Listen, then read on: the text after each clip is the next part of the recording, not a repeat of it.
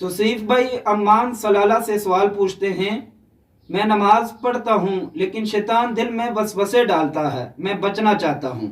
توصیف بھائی اللہ رب العزت کا حکم ہے وَإِمَّا يَنزَغَنَّكَ مِنَ الشَّيْطَانِ نَزْغٌ فَاسْتَعِذْ بِاللَّهِ إِنَّهُ سَمِيعٌ عَلِيمٌ۔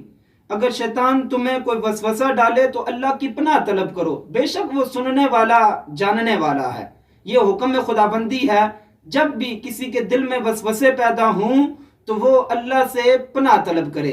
اس سلسلے میں نبی علیہ السلام کی حدیث پاک ہے، حضرت ابو ہریرہ رضی اللہ تعالی عنہ روایت فرماتے ہیں، ایک جماعت آئی، انہوں نے عرض کی یا رسول اللہ ہمارے دلوں میں وسوسے پیدا ہوتے ہیں، اگر ہم زبانوں پر لائیں تو یہ بہت بڑا گناہ ہوگا۔ کریم آقا صلی اللہ علیہ وسلم نے فرمایا کیا واقعی تمہارے دلوں میں وسوسے پیدا ہوتے ہیں؟ انہوں نے کہا قالوا نعم، جی یا رسول اللہ۔ تو آقا کریم صلی اللہ علیہ وسلم نے فرمایا قال ذاک صریح الایمان، یہ تو عین ایمان میں سے ہے۔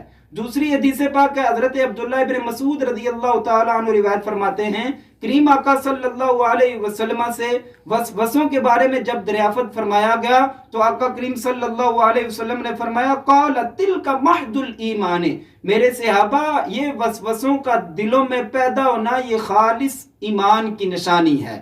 فقہا فرماتے ہیں ان حدیثوں کے تحت جب بھی کسی کے دل میں وسوسے پیدا ہوں تو وہ وسوسوں کی طرف غور و فکر نہ کرے، بلکہ فوراً اللہ اور اللہ کے رسول کی اطاعت کی طرف آ جائے اور پختگی کی طرف آ جائے، پختہ ارادہ کر لے۔ وسوسوں سے بچنے کا بہترین حال یہی ہے، جب بھی دل میں وسوسے پیدا ہوں تو بندہ اللہ کا ذکر کرنا شروع کر دے، نماز میں ہے تو پوری توجہ نماز کی طرف لے کر چلا جائے تو اللہ رب العزت ان وسوسوں سے ہمیں پناہ دے دے گا۔ جزاکم اللہ و احسن الجزاء۔